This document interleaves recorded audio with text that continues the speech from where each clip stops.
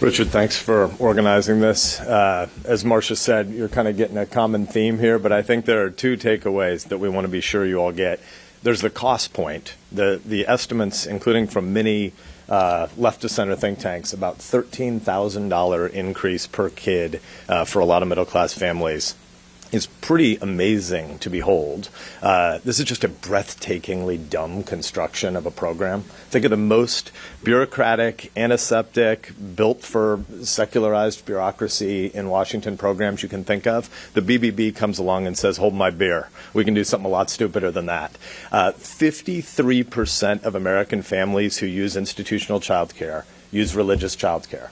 There are a lot of problems in America. Joe Biden ran to tackle a whole bunch of problems.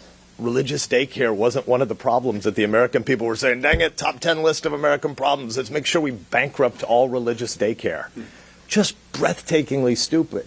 When I listen to Nebraska families, and again, there will be people across the political continuum from right to center left to left that will think the government should fund more or less of these things. I've never once heard a Nebraska family say, the thing I really want is to make sure that religious daycare is made bankrupt. Could you please send people to Washington and bankrupt religious daycare?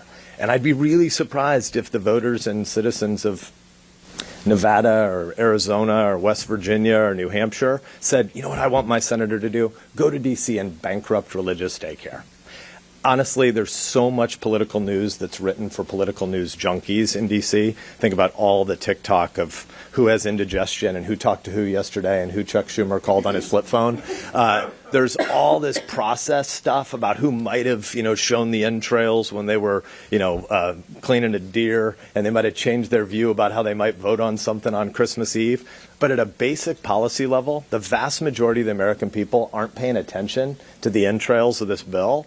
And hopefully it's up to you all to make sure they see into the underbelly of this bill. Because I don't think there is any outcry in any of our states for Washington to, on Christmas Eve, come in and say, we'd like to take away your religious daycare, because this bill does that.